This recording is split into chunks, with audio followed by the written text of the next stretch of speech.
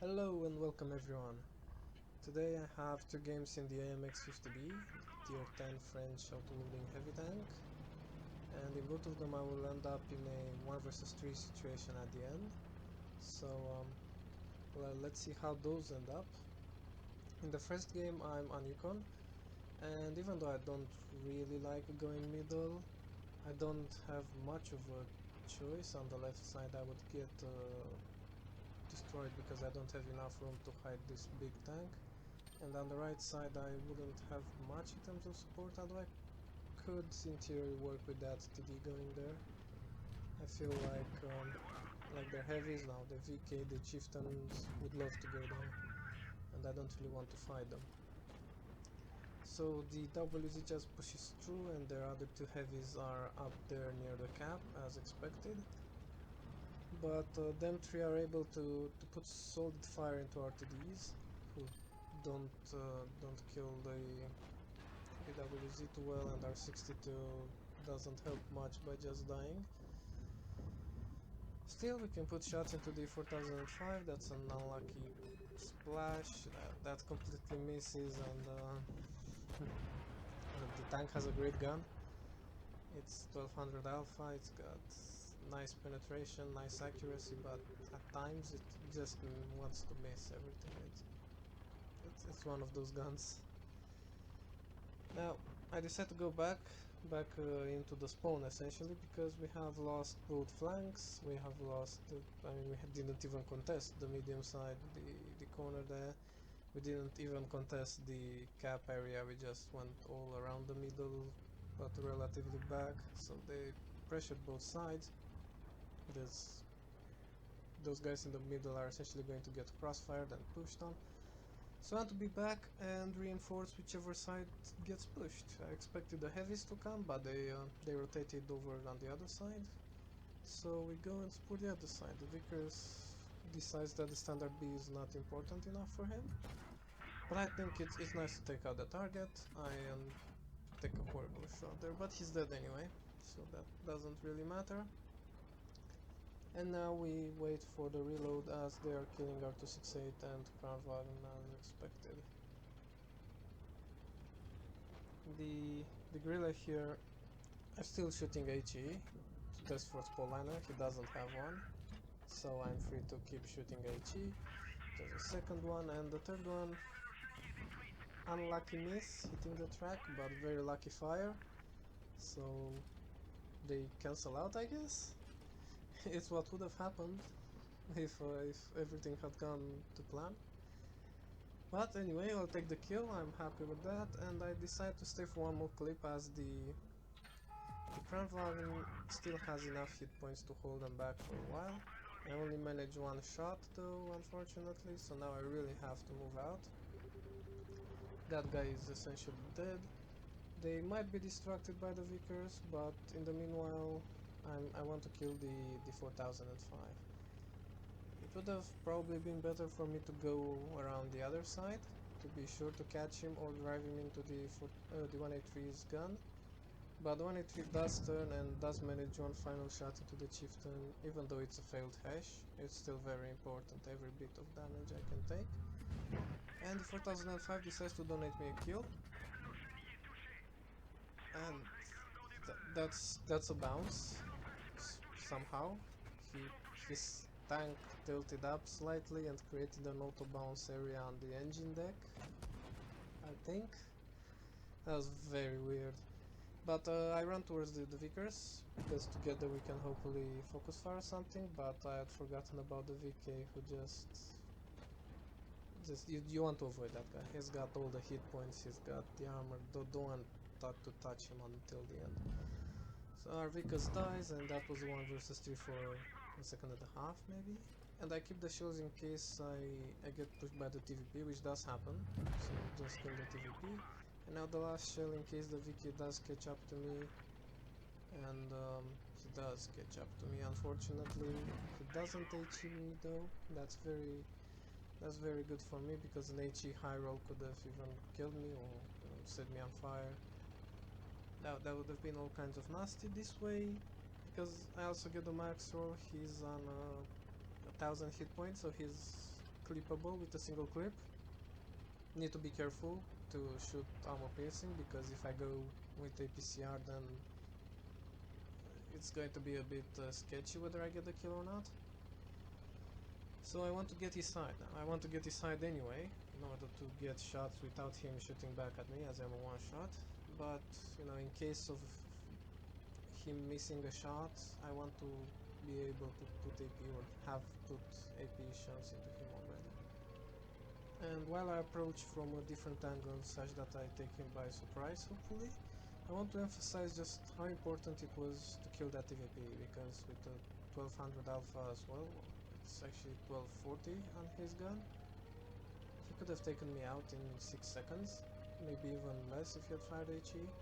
So keeping those shows and not reloading until I find and kill the TVP was important there, although the game kinda did it for me. And now I approach, and I bit of a mistake as I go out, and he spots me early, and RNG doesn't really like me with that shot, but he loves me with this one, him missing. And I get an unlucky bounce there, shot going in the ground, but also a very lucky bounce, him somehow shooting my pike nose there, being very slow on the trigger. And we're both as a one shot, but with only 30 seconds left on the clock, I decide, you know what, I'll angle such that I give him the hardest possible shot, and just go for it. He won't expect me to pick with the first one, he's expecting me to bait a shot, so decisively poke and put a shot as early as possible. So that's 6000 damage, ace tanker, and a 1 vs 3 victory. It was pretty instructive, I hope, in the way that you don't have to be at the front line because you're a heavy tank, because the 50B is a heavy tank only by being huge and having a lot of hit points. It's got bad armor and it's got a very powerful gun that you want to keep in the game, so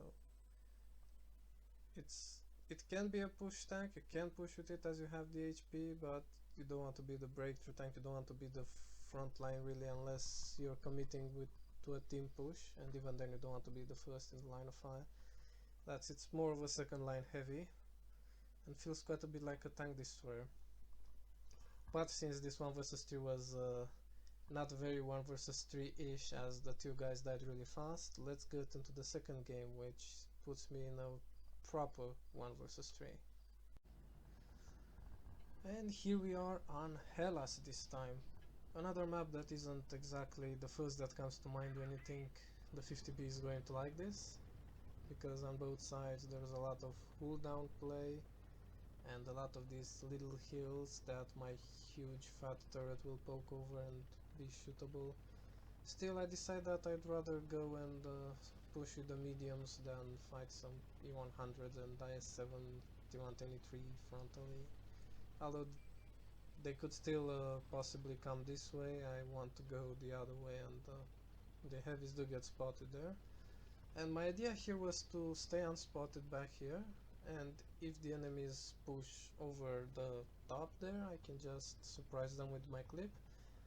But apparently my mediums thought the exact same idea, except without the big clip and the big punishing, so I just go forward.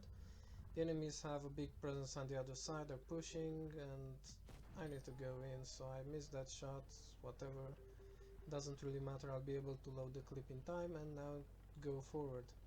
And I wanted to go towards the middle, you know, be there in the action, get some shots, because otherwise my 75 and my TD in the back are just going to get destroyed.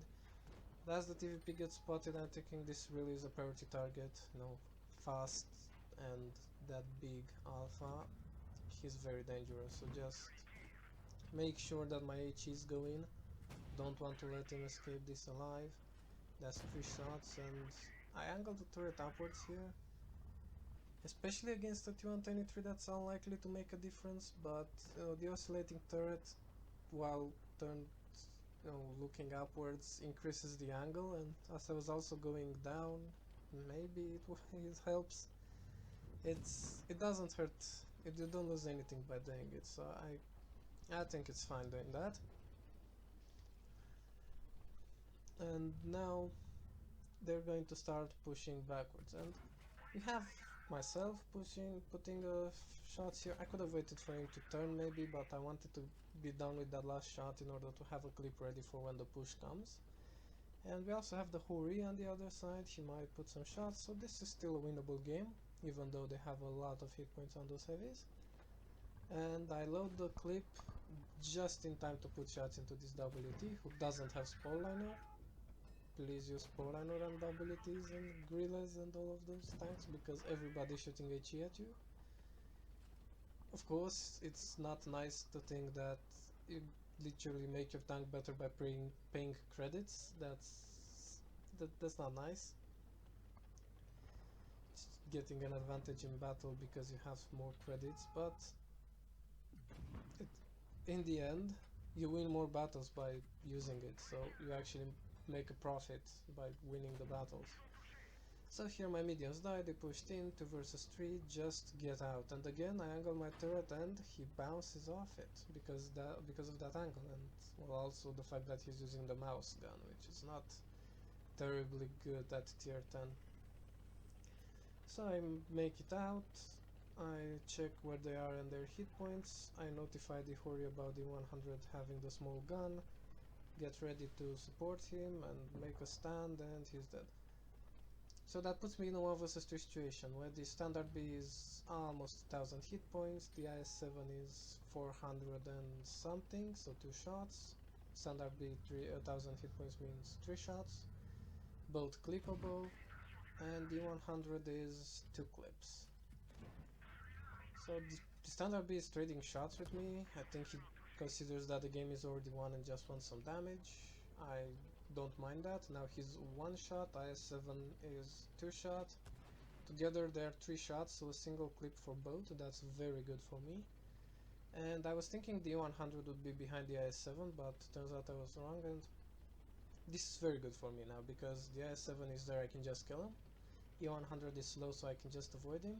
And the standard B also comes in to make my day easier. Now I should have put the first shot straight to the standard B, he's the one with the clip.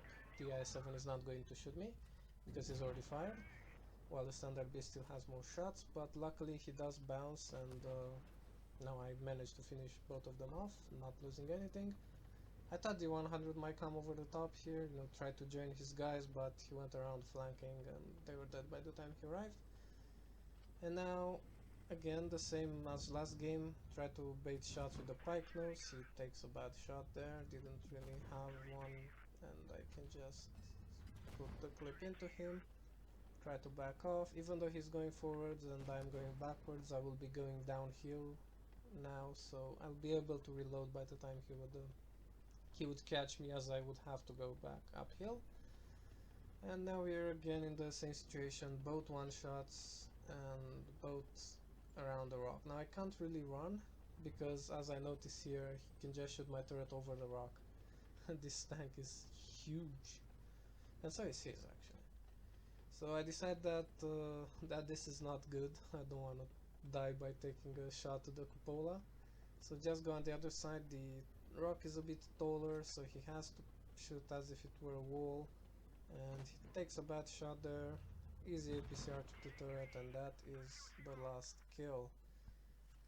5 kills, 1 versus 3, 6500 damage this time. Another ace tanker, like half an hour after the previous one, I think.